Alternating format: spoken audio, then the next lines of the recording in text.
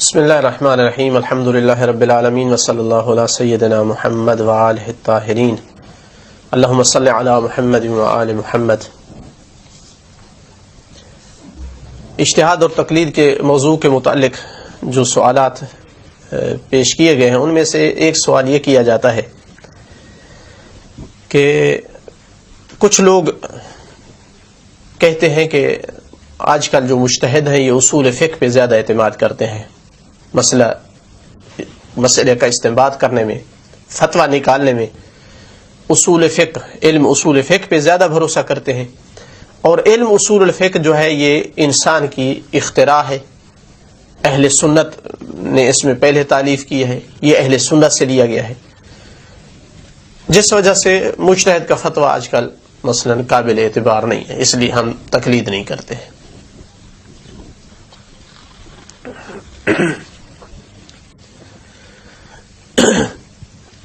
یہ اعتراض حقیقتاً بتاتا ہے کہ اعتراض کرنے والا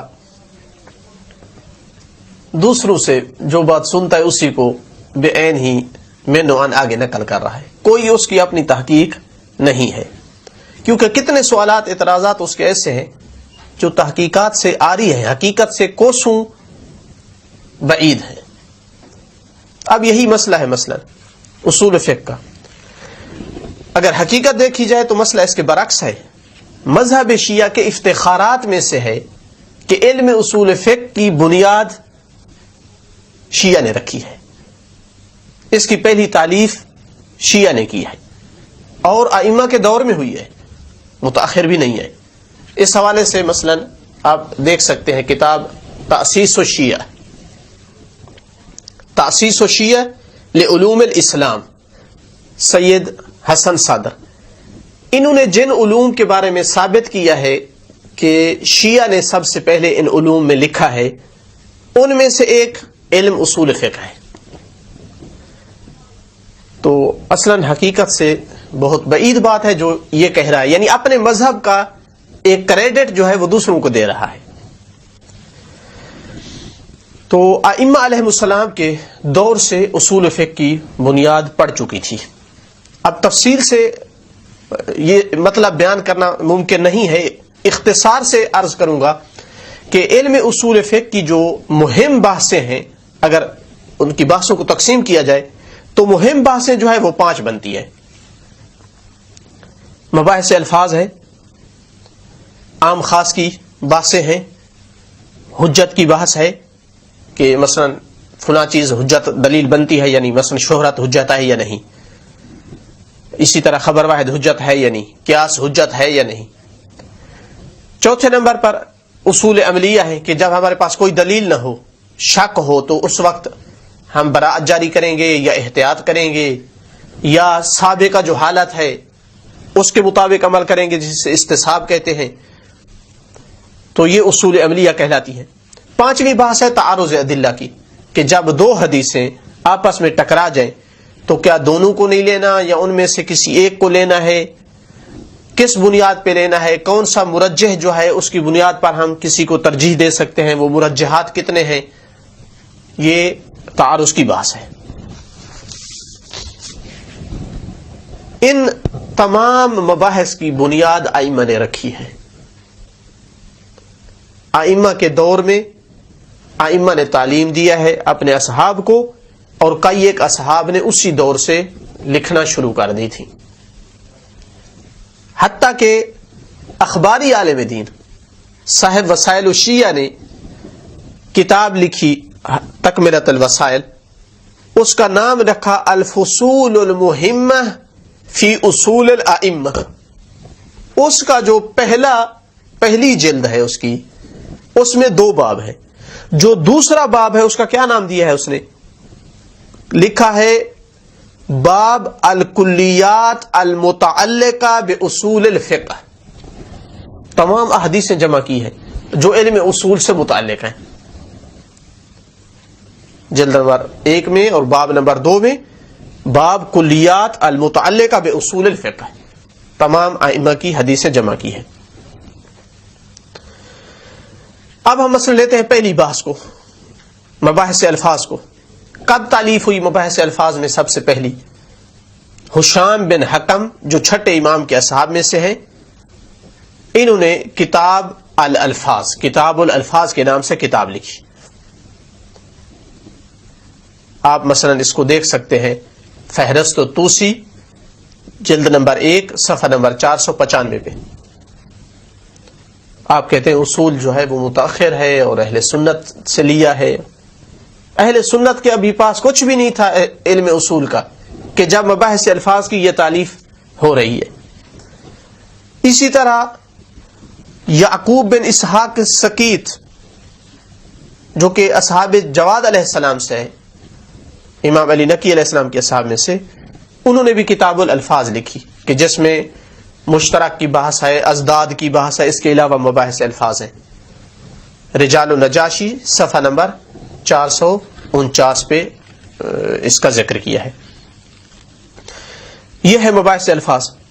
دوسری بات ہم نے کہا ہے عام خاص ہے کہ ایک جو ہے لفظ عام آ جائے اور دوسرا اس کے مقابل خاص آ جائے تو ان کو کیسے جمع کرنا ہے. اس کو بھی امام صادق علیہ الصلوۃ والسلام نے اپنے دور میں بھی بیان کیا ہے.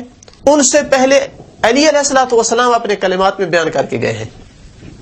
اس کو آپ دیکھ سکتے ہیں مثلا نہج البلاغہ جلد نمبر 2 صفحہ نمبر 214 محمد عبدہ کی شرح کے مطابق فرماتے ہیں ان فی اید الناس حقا و باطلا و صدقا و کذبا و ناسخا و منسوخا و عاما و خاصا و محکما و متشابہا. لوگوں کے پاس جو کچھ ہے یعنی احادیث وغیرہ اس میں حق بھی ہے، باطل بھی ہے، کچھ لوگوں نے اپنے سے جھوٹ بنا ہے، صدق بھی ہے، کذب بھی ہے، اس میں ناسخ و منسوخ ہے، اس میں عام اور خاص ہے، اس میں محکم اور متشابہ ہے. یہ تینوں بحثیں اصولی بحثوں میں سے ہیں کہ ناسخ و منسوخ ہو تو کیا کرنا ہے، عام و خاص ہوں تو کیا کرنا ہے، محکم اور متشابہ ہوں تو کیا کرنا ہے. اس حوالے سے جو تالیف آئی ہے ہمارے سامنے پہلی ناسخ اپنے عام اور خاص کی بحث میں ابو سہل نوبختی ہیں کہ جو امام عسکری علیہ السلام کے اصحاب میں سے ہیں. انہوں نے کتاب العموم والخصوص لکھی. رجال النجاشی میں ذکر ہوا ہے صفحہ نمبر 32 پر. ابن ندیم نے لکھا ہے کہ یہ مذہب شیعہ کے بڑے علماء میں سے تھا، تو لہذا ائمہ کے دور ہی میں مباحث الفاظ بھی لکھی جا چکی تھی، عام خاص کی بحث بھی. تیسری بحث ہم نے عرض کیا ہے کہ حجج کی بحث ہے کہ فلاں مثلا چیز دلیل بن سکتی ہے یا نہیں، مثلا خبر واحد حجت ہے یا نہیں. تو اس کی بنیاد خود قرآن نے رکھی ہے، ان جاءکم فاسق بنبأ فتبینوا. اگر فاسق خبر لے کر آئے تو تحقیق کرو، یعنی اگر فاسق نہیں ہے، سکہ ہے، تو تحقیق کی ضرورت نہیں ہے. قرآن دے رہا ہے یہ مطلب. ائمہ نے اپنے دور میں اس بات کا پر عمل کرنے کی ترغیب دلائی ہے کہ سکہ بندہ ہماری طرف سے آ کر خبر دے تو اس کو قبول کرو. مثلا امام عسکری علیہ الصلوۃ والسلام نے فرمایا الامری ثقتی، امری میرا سکہ ہے، فما ادى الیک انی فانی یؤدی وما قال لك عنی فانی یقول. جو میری طرف سے لے آئے تو وہ میری طرف سے لے آیا ہے، جو میری طرف سے وہ بات کرے تو وہ میری طرف سے ہوگی. کیوں؟ چونکہ سکہ ہے. تو اس کا مطلب ہے کہ امام علیہ السلام اشارہ کریں کہ جب سکہ خبر لے کر آئے تو قبول کرو، سکہ نہ ہو تو پھر نہیں. تو اس کا مطلب ہے کہ یہ سکہ کی خبر کا حجت ہونا ائمہ اپنے دور میں اس کی طرف ترغیب دلا رہے ہیں. اور اس میں پہلی جو تالیف آئی ہے اس بحث میں خبر واحد اور اس پر عمل کرنا حسن بن موسیٰ النوبختی نے کی ہے جو غیبت صغریٰ میں ہے. اس نے لکھا ہے، یعنی کتاب لکھی تھی خبر الواحد والعمل بہ. رجال النجاشی صفحہ نمبر 63 پہ اس کا ذکر آیا ہے. شہرت کو ہم لیتے ہیں کہ شہرت حجت ہے یا نہیں، اس میں بھی امام صادق علیہ الصلوۃ والسلام نے اس کی بنیاد رکھی ہے. مقبول عمر ابن حنظلہ الکافی جلد نمبر 1 صفحہ نمبر 67، اس میں امام علیہ السلام سے جب یہ پوچھتا ہے کہ اگر دو بندے حکم میں اختلاف کرتے ہیں اور دونوں آپ کی حدیث لے کر کے آتے ہیں تو امام علیہ السلام فرماتے ہیں کہ جو حکم مجمع علیہ ہو، اس کو لے لیا جائے. وہ کہتا ہے کہ ينظر الى ما كان روایاتهم ان في ذلك الذي حكم به المجمع عليه من اصحابه فيؤخذ به ويترك الشاذ الذي ليس بمشهور. جو مجمع علیہ ہے یعنی جو مشہور ہے اس کو لے لیں اور جو شاذ ہے اس کے مقابل اس کو چھوڑ دیں. تو اس کا مطلب ہے کہ شہرت کی حجت، شہرت روایی کی حجت امام علیہ الصلوۃ والسلام اپنے دور میں بیان کر کے گئے ہیں. قیاس حجت ہے یا نہیں، یہ بھی امام صادق علیہ السلام اس کی حجت کی نفی کر کے گئے ہیں کہ یہ حجت نہیں ہے. مثلا کافی جلد نمبر 1 صفحہ نمبر 57 پہ لکھا ہے، ابان ابن تغلب سے فرمایا امام علیہ السلام نے، ان سنت لا تقاس، سنت کو قیاس نہیں کیا جا سکتا. الا ترى ان امرأة تقضی صومها ولا تقضی صلاتها، ایک خاتون کہ جو اپنے خاص ایام کی وجہ سے نماز اور روزہ نہیں کر سکتی تو وہ اپنے روزے کی قضا کرتی ہے اور نماز کی نہیں کرتی. حالانکہ قیاس ہوتا تو دونوں کو کرنا چاہیے تھا یا دونوں کو نہ کرتی. ان سنت اذا قیست، اگر سنت میں قیاس کیا جائے موحق الدین، دین ختم ہو جائے گا. تو امام نے بنیاد رکھی کہ قیاس حجت نہیں ہے. ابو سہل نوبختی جس کا ہم نے ذکر کیا ہے کہ امام حسن عسکری علیہ السلام کے دور میں تھے، انہوں نے کتاب لکھی ابطال القیاس. تو اس کا مطلب ہے کہ یہ بحثیں اصول کی ائمہ کے دور میں تدوین ہو چکی تھی. جہاں تک اصول عملیہ کا تعلق ہے تو استصحاب کے حوالے سے اصول عملیہ میں سے ایک استصحاب ہے، یعنی سابقہ حالت کو باقی رکھنا شک کی صورت میں. کافی جلد نمبر 2 صفحہ نمبر 463 پہ امام علیہ الصلوۃ والسلام نے جو ہے وہ استصحاب کے حوالے سے فرمایا ہے، ولا ينقض اليقین بالشک ولا يدخل شک فی الیقین. یقین کو شک سے نہیں توڑا جاتا. اگر پہلے یقین تھا اور اب شک ہو رہا ہے تو نہیں توڑا جائے گا، اور شک یقین میں داخل نہیں ہوتا. تو امام نے استصحاب کی بنیاد رکھی ہے، لوگوں اپنے اصحاب کو تعلیم دیا ہے کہ جہاں بھی ایسی صورتحال ہو تو سابقہ یقین پر عمل کرے. براءت ہے تو اس کے حوالے سے اللہ کے رسول بنیاد رکھ کر گئے ہیں کہ شک کی صورت میں براءت جاری کرنا ہے. کافی میں یہ روایت موجود ہے کہ اللہ کے رسول نے فرمایا، رفع عن امتی 9 خصال، میری امت سے 9 خصال اٹھا لیے گئے ہیں. ان میں سے ایک فرمایا ما لا یعلمون، جو نہیں جانتے. میری امت سے اس کا عقاب اٹھا دیا گیا ہے، جو چیز کو وہ نہیں جانتا ہے. اسی طرح احتیاط ہے، تخیر ہے، ان کے بارے میں بھی روایات ائمہ سے صادر ہوئی ہیں. آخری بات جو عرض کیا ہے کہ اصول میں کی جاتی ہے وہ تعارض کی بات ہے کہ 2 دلیلیں اگر ٹکرا جائیں تو کیا کرنا ہے. یہاں بھی امام علیہ السلام ہی نے اپنے دور میں اس کا علاج بتایا ہے مقبولہ، جس کا ہم سابقہ حوالہ دے چکے ہیں کہ اس میں امام علیہ السلام نے فرمایا ہے کہ اگر دونوں خبریں مشہور ہوں، اگر ایک مشہور ہے تو مشہور کو لینا ہے، دوسری کو نہیں لینا. دونوں مشہور ہوں اور دونوں کو سکات نے نقل کیا ہو، یعنی اگر سکات نہیں ہے ایک میں تو اس کو چھوڑ دیا جائے. تو آپ طریقہ بتا رہے ہیں کہ 2 خبریں 2 حدیثیں ٹکرا رہی ہیں، مشہور ہے لے لیں. اگر دونوں مشہور ہیں تو پھر دیکھا جائے جو سکات کی ہے اس کو لیا جائے، دوسری کو نہ لیا جائے. اگر دونوں سکات سے ہیں تو جو قرآن کے موافق ہو اس کو لے لیا جائے، دوسری کو چھوڑ دیا جائے. جو مخالف ہو عامہ کے اس کو لے لیا جائے، دوسری کو چھوڑ دیا جائے. امام علیہ السلام خود تعلیم دے رہے ہیں کہ 2 دلیلیں اگر ٹکرا جائیں تو ان میں سے کس کو ترجیح دینی ہے. اور اس میں جو پہلی تالیف ہے وہ ائمہ کے دور میں آ گئی تھی.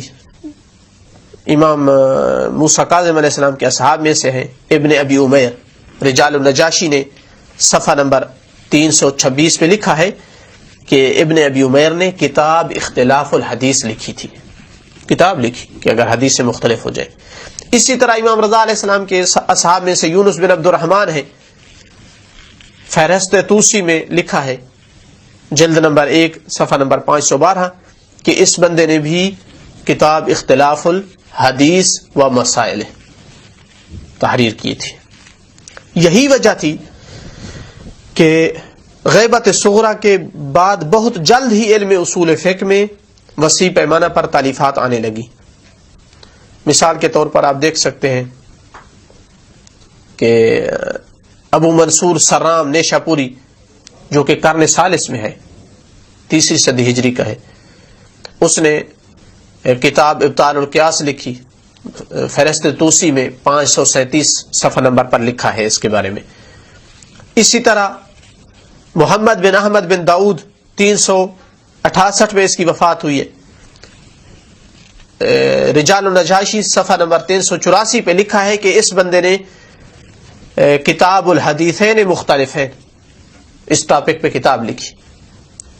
اس کے بعد سلسلہ جاری رہا، شیخ مفید نے علم اصول میں پورا دورہ لکھا کہ جس سے شیخ ابو الفتح الکراجکی نے اپنی کتاب کنز الفوائد میں درج کیا ہے اس پورے بحث کو، کئی ایک بحثیں ہیں اس میں۔ اس کے بعد سید مرتضی علم الہدا نے اپنی کتاب ذریعہ شہرت الافاق کتاب لکھی علم اصول میں۔ اس کے بعد شیخ طوسی رحمت اللہ علیہ تو انہوں نے عدت الاصول کتاب لکھی، 2 جلد میں علم اصول کا پورا دورہ ہے، اور اس طرح سے یہ سلسلہ جاری رہا۔ لہذا یہ کہنا بالکل حقیقت سے دور ہے کہ اصول الفقہ اہل سنت سے لیا گیا ہے، یا اصول الفقہ جو ہے اس میں انسان کے عقل کی اختراع ہے، بلکہ حقیقت یہ ہے کہ علم اصول کی بحثوں کی اصول جو ہے ان کی وہ ائمہ علیہ السلام سے صادر ہوئی ہے، بلکہ کئی ایک بحثیں انہی کے دور میں تدوین بھی ہو گئی تھی، لکھی بھی گئی تھی۔